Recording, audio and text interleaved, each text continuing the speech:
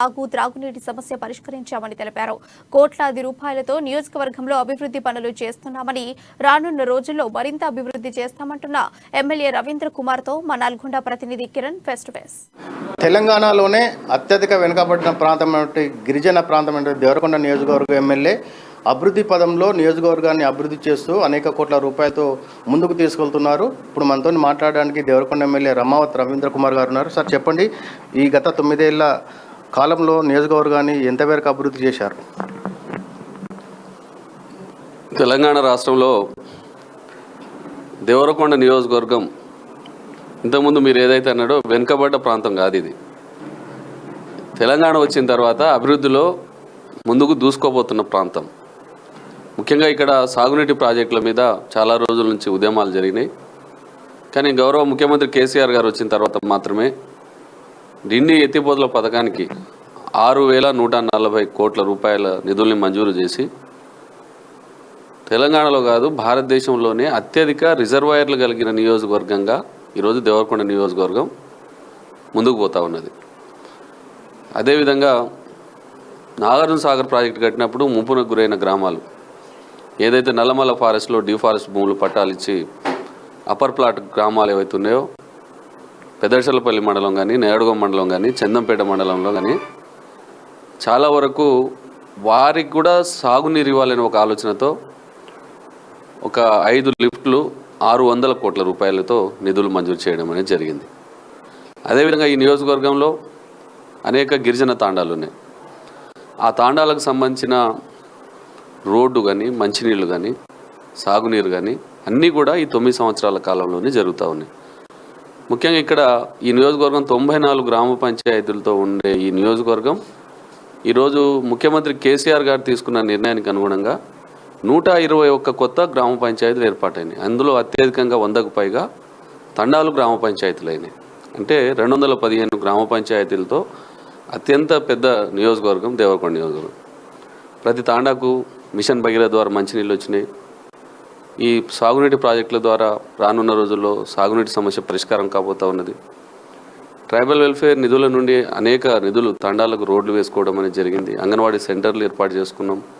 పాఠశాల భవనాలు మంచిగా నిర్మాణం చేసుకున్నాం. అన్ని గ్రామాలకు గ్రామ పంచాయతీ భవనాలు కూడా మొన్ననే ఈ మధ్యకాలంలో 20 లక్షల రూపాయలు ఒక్కొక్క గ్రామ పంచాయతీ భవనానికి నిధులు తీసుకురావడం అనేది జరిగింది. ఒకనాడు కృష్ణా పుష్కరాలంటే ఆంధ్ర ప్రాంతంలో మాత్రమే జరిగాయి. అలాంటిది దేవరకొండ నియోజకవర్గంలో తెలంగాణ వచ్చిన తర్వాత నాగార్జున సాగర్ బ్యాక్ వాటర్ ఏదైతే ఉన్నదో ఆ బ్యాక్ వాటర్ దగ్గర పెద్దమనిగలు కానీ, కాచురాజుపల్లి కానీ, పియ్యపల్లి దగ్గర అజ్మాపురం కానీ ఇలాంటి దగ్గర కూడా పుష్కరాలు, ఇక్కడ కృష్ణా పుష్కరాలు కూడా ఏర్పాటు చేసుకోగలిగింది. ఈ కృష్ణా పుష్కరాలతోటి మరి వందలాది కోట్ల రూపాయల నిధులు, రోడ్లు, సింగిల్ రోడ్లు, డబుల్ రోడ్లు చేసుకున్నాం. మట్టి రోడ్లను బీటీ రోడ్లుగా మార్చుకున్నాం. అన్ని రంగాల్లో దేవరకొండ పట్టణం ఎప్పుడూ లేని విధంగా అండర్ గ్రౌండ్ డ్రైనేజ్ తెలంగాణ రాష్ట్రంలోనే ఈ చిన్న మున్సిపాలిటీలు ఎక్కడైతే ఉన్నాయో ఎక్కడ కూడా లేదు. తెలంగాణ మొట్టమొదటి మున్సిపాలిటీ అండర్ గ్రౌండ్ డ్రైనేజ్ పనులు జరుగుతున్నాయి. మిషన్ భగీరథ ద్వారా కొన్ని 100 కొలది వాటర్ ట్యాంకులు కొన్నాం. అదేవిధంగా పట్టణంలో రోడ్లు అభివృద్ధి చేసుకున్నాం. ఇక కరెంటు సమస్య పరిష్కారం అయింది. అన్నిటికీ మించి ఈ నియోజకవర్గంలో తెలంగాణ ప్రభుత్వం వచ్చిన తర్వాత ఈ ఒక్క కొత్త పథకం తీసుకున్నా, అది ఆసరా పెన్షన్లు కావచ్చు, కళ్యాణ లక్ష్మి కావచ్చు, రైతు బంధు, రైతు బీమా, మన ప్రభుత్వం వచ్చిన తర్వాత తీసుకొచ్చిన అన్ని సంక్షేమ పథకాల్లో అత్యధికంగా లబ్ధి పొందింది దేవరకొండ నియోజకవర్గం. ఎందుకంటే ఇక్కడ అర్హత కలిగిన వాళ్ళు ఎక్కువ మంది ఉంటారు. కాబట్టి ఈ తెలంగాణ 9 సంవత్సరాల కాలంలో తెలంగాణ ఏర్పడ్డ తర్వాత బాగా అభివృద్ధిలో బాగా ముందుకు దూసుకోబోతూ ఉన్నది దేవరకొండ నియోజకవర్గం. ఈ నియోజకవర్గ ప్రజలు ఎప్పుడు కూడా కేసీఆర్ గారిని మర్చిపోరు, వారికి రుణపడి ఉంటారు. పెండింగ్లో ప్రధాన సమస్యలు ఏమున్నాయి? ప్రజల నుంచి 6 నెలల్లో ఎలక్షన్లు రాబోతున్నాయి. ప్రజల నుంచి ఏ విధంగా ఉంది? దశాబ్ది ఉత్సవాల పట్ల ప్రజల నుంచి ఏ విధంగా స్పందన లభిస్తుంది? దశాబ్ది ఉత్సవాల్లో భాగంగా 21 రోజులు ముఖ్యమంత్రి గారు ఏదైతే పిలుపునిచ్చారో బ్రహ్మాండంగా జరుగుతుంది. ప్రతిరోజు సభలు, ఇప్పుడు కూడా ఒక సభ ఉంది, మహిళా దినోత్సవం. వేలాది మంది వస్తున్నారు ప్రజలు. దాంతోపాటు మేము గ్రామాలలో ఈ నియోజకవర్గంలో ప్రత్యేకంగా నేను మన ఊరు మన ప్రభుత్వం మన పథకాలని ఒక కార్యక్రమాన్ని తీసుకొని అన్ని గ్రామాలలో పోతున్నాం. వేలాది మంది తరలి వస్తున్నారు. ఎన్నికల ప్రచారం లాగా మమ్మల్ని రిసీవ్ చేసుకుని బ్రహ్మాండంగా ఊరేగింపులు చేసి ముఖ్యమంత్రి కేసీఆర్ గారు తీసుకొచ్చిన సంక్షేమ కార్యక్రమాల ద్వారా మేమందరం లబ్ధి పొందడం చాలా సంతోషంగా ఉంది.